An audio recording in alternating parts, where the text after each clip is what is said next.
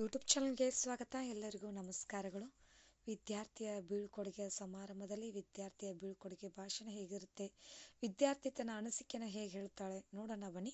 ಈ ಒಂದು ವಿದ್ಯಾರ್ಥಿಯ ಬೀಳ್ಕೊಡುಗೆ ಭಾಷಣದ ವಿಡಿಯೋ ಇಷ್ಟವಾದಲ್ಲಿ ಪ್ಲೀಸ್ ಲೈಕ್ ಮಾಡಿ, ಸಬ್ಸ್ಕ್ರೈಬ್ ಮಾಡಿ, ಶೇರ್ ಮಾಡಿ. ಈ ವೇದಿಕೆಯ ಮೇಲೆ ಆಸೀನರಾಗಿರುವ ಗೌರವಾನ್ವಿತ ಪ್ರಾಂಶುಪಾಲರೇ, ಶಿಕ್ಷಕರೇ, ಹಿರಿಯರೇ, ಕಿರಿಯರೇ ಮತ್ತು ನನ್ನ ಆತ್ಮೀಯ ಸ್ನೇಹಿತ ಬಳಗವೇ ಹಾಗೂ ನನ್ನ ಸಹೋದರ ಸಹೋದರಿಯರೇ ಎಲ್ಲರಿಗೂ ನನ್ನ ನಮಸ್ಕಾರಗಳು. ಮೊದಲನೇದಾಗಿ ಗುರುವನ್ನು ಸ್ಮರಿಸಿಕೊಂಡು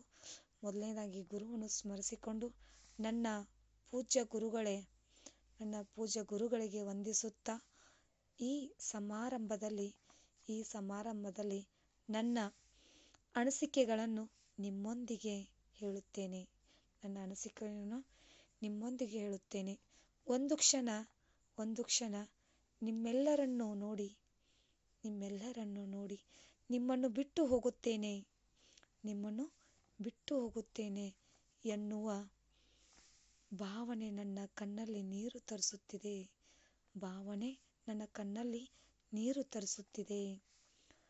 ನಮ್ಮ ಪೋಷಕರು ನಮ್ಮ ವರ್ಷಗಳ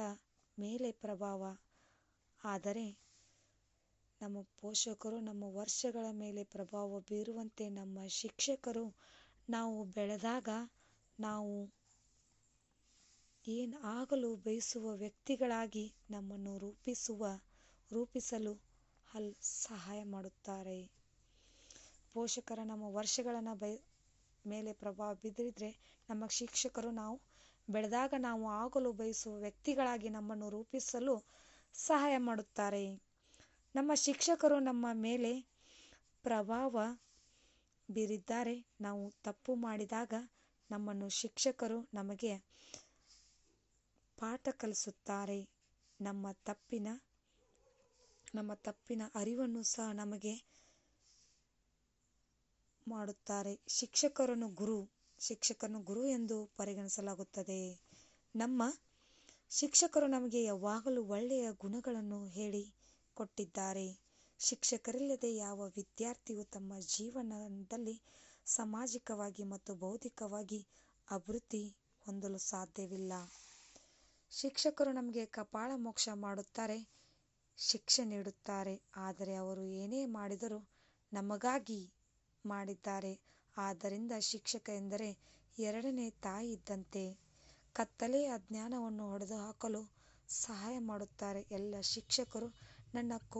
ಶಿಕ್ಷಕರಿಗೂ ನನ್ನ ಕೋಟಿ ನಮಸ್ಕಾರಗಳು. ನನ್ನ ಪ್ರೀತಿಯ ಶಿಕ್ಷಕರಿಗೆ ಹಾಗೂ ನನ್ನ ಸ್ನೇಹಿತರಿಗೆ ಮತ್ತು ನನ್ನ ಸುಂದರವಾದ ದೇವಾಲಯ ಎಲ್ಲರಿಗೂ ನನ್ನ ಧನ್ಯವಾದಗಳನ್ನು ತಿಳಿಸುತ್ತಾ, ಈ ಒಂದು ವಿದ್ಯಾರ್ಥಿಯ ಬೀಳ್ಕೊಡುಗೆಯ ಭಾಷಣದ ಈ ಒಂದು ವಿಡಿಯೋ ಇಷ್ಟವಾದಲ್ಲಿ ಪ್ಲೀಸ್ ನಮ್ಮ ಚಾನಲ್ಗೆ ಒಂದು ಲೈಕ್ ಮಾಡಿ, ಸಬ್ಸ್ಕ್ರೈಬ್ ಮಾಡಿ, ಶೇರ್ ಮಾಡಿ.